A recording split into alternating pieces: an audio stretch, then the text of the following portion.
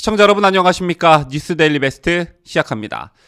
문재인 정권의 지난 4년 반 어찌저찌 시간은 갔지만 문 정권 4년 반 동안 망가진 대한민국을 걱정하시는 분들이 참 많습니다. 그로 인해 내년 3월 대선을 통해 무너진 나라를 반드시 정상화시켜야 한다고 각오를 다지시는 국민들도 많은데 이건 각종 여론조사 지표에서도 고스란히 나타나고 있죠. 현 여권의 정권 재창출을 바라는 국민보다 현 야권에 의한 정권 교체를 희망하는 국민들이 20-30% 더 많다는 여론조사가 꾸준히 나오고 있습니다. 시청자 여러분께서는 문재인 정권 하면 뭐가 가장 먼저 떠오르십니까? 여러 가지가 있겠지만 아마 이 정권의 트레이드 마크와 같았던 소위 적폐청산을 떠올리는 분들 많으실 텐데요. 원래 적폐청산이라는 건 말 그대로 과거에 쌓아온 폐단을 없앤다는 뜻입니다. 하지만 문 정권 들어 이 적폐청산이라는 단어가 변질되었죠.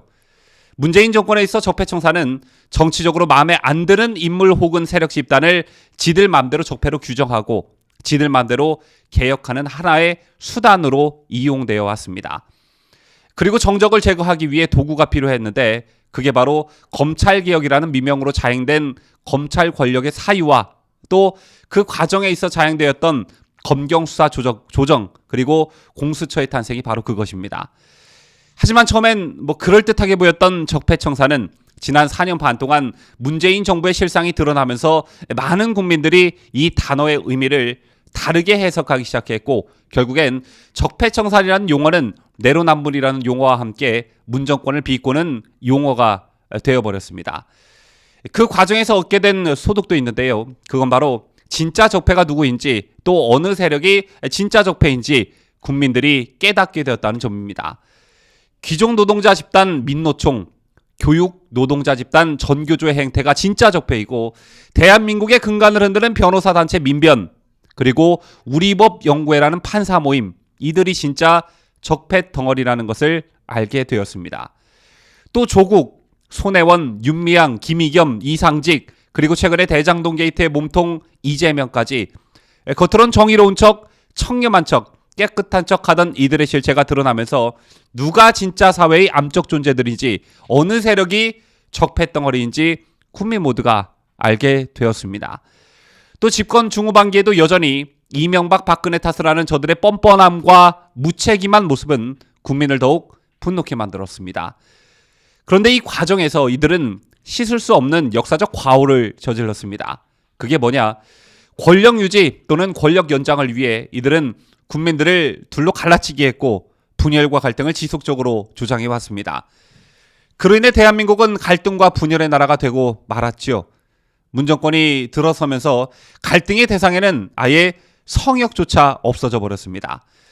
헌법, 교과서, 사법, 군대, 기업 등은 설익은 정책과 선전선동으로 모든 분야가 둘로 쪼개졌고 외교, 안보, 남북 문제, 한미, 한일 관계마저 사회적 갈등을 야기시켰습니다. 아마 온 나라가 이렇게 극렬하게 갈리는 것을 그간 보지 못한 그런 분들이 천지일 텐데요.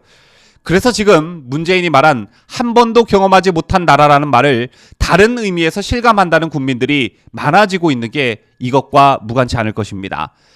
오죽하면 군사정권 시절보다 더하다는 말이 나오겠습니까? 이 같은 사회적 갈등으로 문 정권은 톡톡히 재미를 봐왔습니다.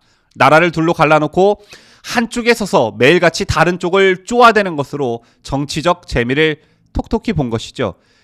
그로 인해 우리나라는 겉으론 남북으로만 갈라진 것처럼 보여지나 남한 내에서의 갈등이 훨씬 더 심각한 상황입니다. 지금 우리가 겪고 있는 갈등은 단순히 어떤 견해 차이거나 옳고 그름의 문제이거나 정치 성향으로 인한 지지와 반대 차원이 아닙니다. 문 정권이 조장한 갈등에는 상대를 용납치 않는 어떤 독선 그리고 과거에 대한 복수, 편향된 역사의 무분별한 재단 이런 것들이 복잡하게 뒤엉켜 있습니다. 때문에 저는 문재인 정권은 역사에 씻을 수 없는 과오를 저질렀다고 보는데요. 복수는 또 다른 복수를 낳는다는 말이 있듯 문재인을 기다리고 있는 것 역시 복수일 것입니다. 이런 의미에서 내년 3월 대선은 굉장히 중요합니다. 문재인 정권에서 호의호식하며 부정부패의 온상이 된 신적폐들을 말끔히 단죄하고 그것을 바탕으로 나라를 정상화시키는 것, 또 국민 갈등을 치유하고 사회적 통합과 화합을 이끌어내는 중대한 시대적 사명을 다할 사람을 대통령으로 뽑아야 합니다. 그런데 만에 하나 이재명이 대통령이 된다면 어떻겠습니까? 이재명이 어제 연합뉴스와 단독 인터뷰를 했습니다. 지난 10일 당 대선 후보로 선출된 이후 언론 인터뷰를 한 것은 처음이었는데요. 이재명은 해당 인터뷰에서 이른바 탕평 내각 구성을 이야기했습니다. 일단 열린우리당과 통합, 더 넓게는 정의당 심상정 후보와의 연대를 언급했는데요. 그러면서 이재명은 인사와 정책에 관해서는 진영 개념이 거의 없다면서 인사는 유능하고 적합하면 진영을 가리지 않고 가능한 넓게 쓰겠다고 말했습니다. 그러면서 정책도 좌우, 보수, 진보도 이런 편을 안 가린다며 오히려 상대가 한 이야기를 채택해서 쓰면 칭찬받는다고도 덧붙였습니다. 얼마나 많은 국민들께서 이재명의 이 발언에 공감을 가지실지 모르겠습니다만 아마 코웃음을 치시는 분들이 대다수일 것입니다.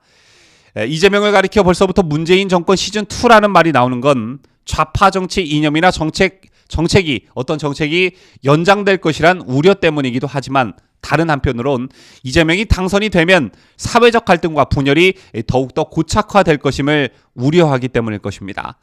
그리고 이런 예측과 예상은 탕평 내각을 말한 해당 인터뷰 속에서도 고스란히 드러나고 있습니다.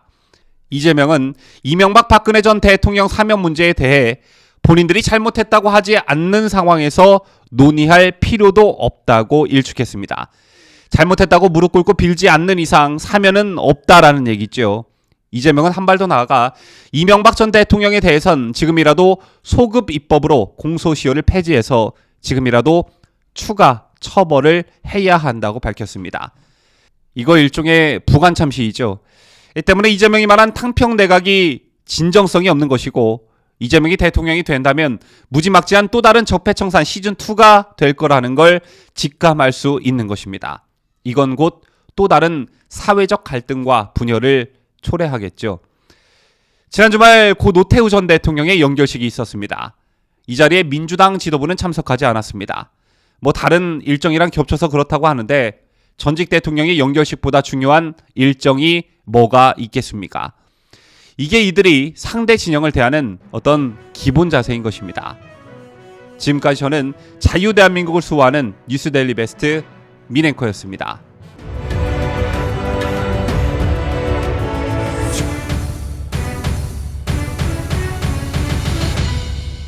함께해요. 뉴스데일리 베스트.